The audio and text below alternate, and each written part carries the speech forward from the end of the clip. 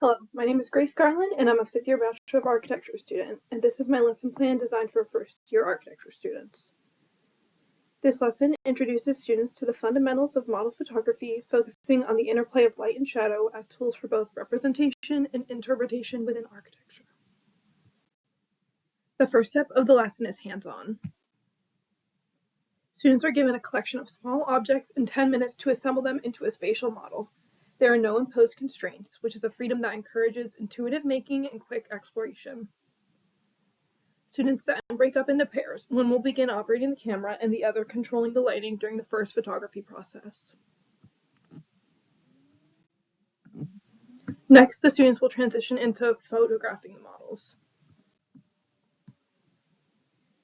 Each group places one model against a black backdrop, and the photography becomes a two-person process.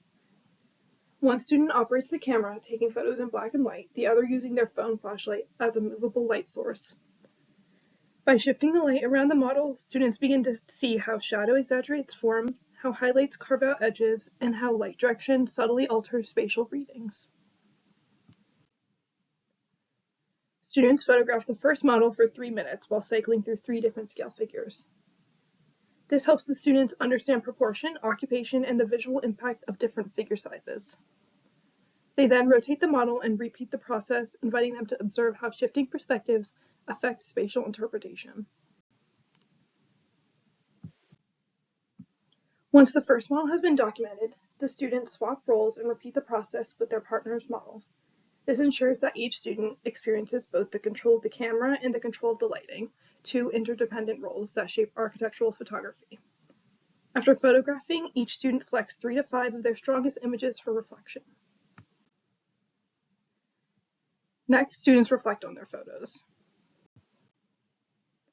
They share images with their partner and write notes about what they notice, composition, spatial qualities, and emotional tone, or unexpected moments created by lighting. Then they interview their partner. This exchange encourages students to articulate the intentions behind the image and to construct a narrative that interprets the space. This step bridges representation and storytelling, reinforcing the idea that architectural imagery is never neutral, it communicates. Here's a selection of the students' work produced during this lesson. Through this lesson, students began to translate abstract forms into architectural narratives. They identify themes such as light as hope, enclosure as protection, structure as monumentality, or solitude as introspection. Each narrative reveals how a simple model, when framed through light, shadow, and composition, becomes an architectural experience. With this teaching exercise, I observed a noticeable shift in students' behavior and engagement. Many began the activity focused primarily on making an object, but once they started manipulating the lighting and seeing how drastically it transformed the model's spatial reading, they became more intentional and curious. The two-person setup fostered genuine collaboration as they relied on each other to control the camera and lighting. This exercise was important because instead of simply producing a model and moving on, they had to slow down and analyze how representation shapes interpretation. Designing and teaching this lesson taught me how impactful a simple, clear scaffold can be. I learned that students respond strongly to an activity that asks them to both do and reflect. It also taught me how to craft an experience intentionally, structuring moments of making, observing, and interpreting and storytelling, so each step builds towards a deeper understanding. For the students, this exercise was useful because it gave them an accessible way to understand spatial qualities through representation. For me, it was equally impactful. Designing this lesson reinforced how much I enjoy creating educational experiences and guiding students through early design thinking. This experience also prompts important thoughts about where I want to go next.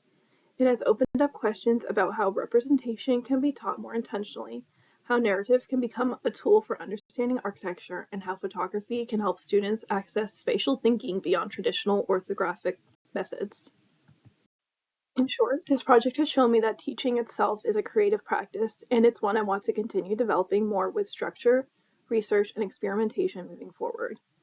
In conclusion, this lesson gives beginning architecture students a hands-on entry into spatial interpretation. By building freely, photographing intentionally, and writing conceptually, students experience how representation is not just documentation, but also design thinking.